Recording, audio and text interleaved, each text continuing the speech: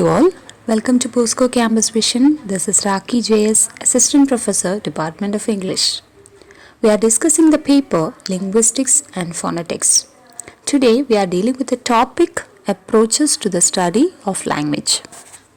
Here we will be discussing the diachronic and synchronic approaches to the study of language, prescriptive and descriptive grammar, traditional grammar and modern linguistics.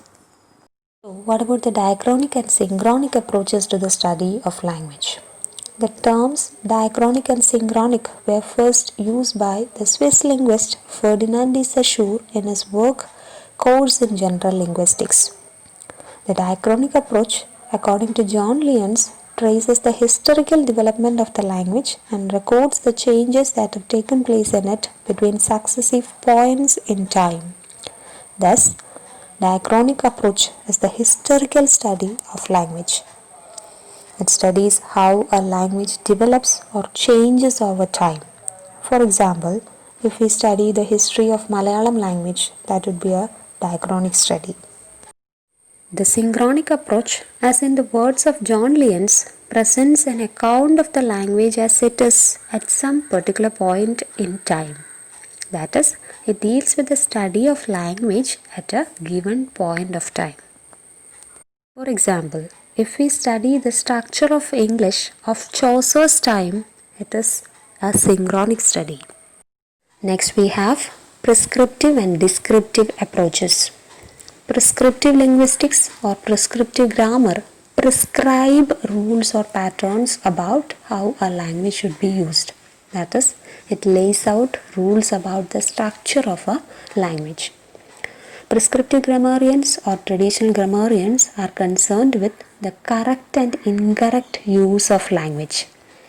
For example, when we learn a new language or a foreign language, we come across a set of rules and examples dealing with the syntax and word structure.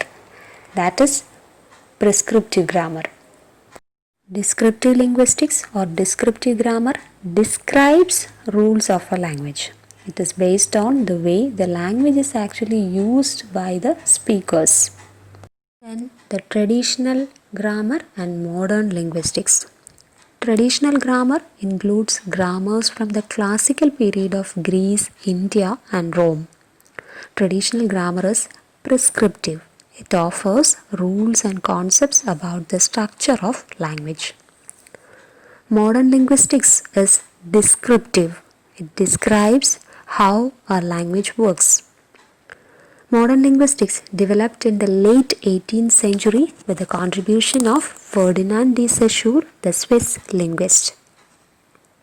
So, what are the major differences between traditional grammar and modern linguistics?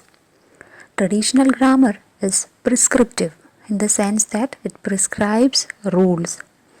But when it comes to modern linguistics, it is descriptive. It describes rules based on speakers' use of language. Traditional grammar neglects the spoken form and considers spoken form as the corrupt version of language. But according to modern linguists, speech is primary. Traditional grammarians took Latin grammar as the norm or the standard form. But the modern linguists do not try to analyze one language by the standards of other. The traditional linguists ignored language variations. They were less interested in studying variations of dialect, register, etc. But the modern linguists consider language changes and treat it as natural linguistic phenomena. So, these are the three major approaches to the study of language. Here is the homework for you. Please do complete within the prescribed time limit. Thank you.